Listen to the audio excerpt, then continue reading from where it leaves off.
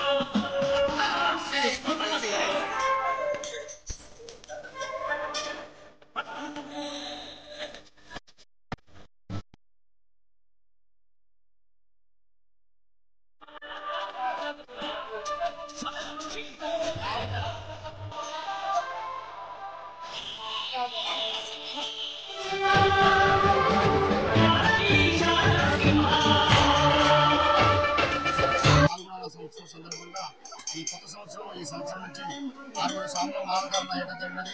ఇదే రోజున కళ్యాణ మహోత్సవం సందర్భంగా అదే రోజు ఇరుముడి కట్టుకొని శ్రీ లక్ష్మీనరసింహస్వామి దేవాలయమైనటువంటి మన యాదగిరి గుట్టకి ఇరుముడితో బయలుదేరుతున్నాము. ఈ మహోత్సవానికి వచ్చేసినటువంటి భక్తవాసులందరికీ మా యొక్క జై శ్రీమన్నారాయణ, జై శ్రీమన్నారాయణ. ఈ రోజున పాల్గొన మాసము పౌర్ణమి తిథి నందు ఈ యొక్క మా స్వాములు దీక్ష తీసుకోవడం జరిగింది 41 రోజు. ఈ రోజున ప్రథమ సంవత్సరముగా ప్రథమ మాలధారణ కార్యక్రమం ఏర్పాటు చేయడం జరిగింది. కావున నిత్య విశిష్టమైనటువంటి ఈ రోజున నిత్య ముక్కోటి భక్తులు కూడా ప్రతి భక్తులు వచ్చేసి స్వామివారి యొక్క కార్యక్రమంలో పాల్గొని ఈ ఇరుముడి కార్యక్రమం తొలిసారిగా ఆరుగురు వేయడం చాలా సంతోషకరంగా ఉంది. ఈ లక్ష్మీనరసింహస్వామి కళ్యాణం ప్రథమంగా ఈ స్వాములంతా వేసుకొని యాదగిరి గుట్టకు బయలుదేరినట్టు నిర్ణయించుకున్నారు. కావున భక్తులందరూ ఇట్లాంటి ఈ రోజు చూసిన ఈ సంవత్సరం 6, వచ్చే సంవత్సరం 61 మంది అవుతారనే ఆశతో ఈ యొక్క కళ్యాణం మనం ఈ స్వయంభూగా వెలిసాడు. చూడండి, లక్ష్మీనరసింహస్వామి ఇక్కడ స్వయంభూగా వెలిసినటువంటి ఇంతటి పవిత్రమైనటువంటి ఈ క్షేత్రం మన ఊరిలో ఉండడము ధన్యం ధన్యం ధన్యం. ఇక్కడ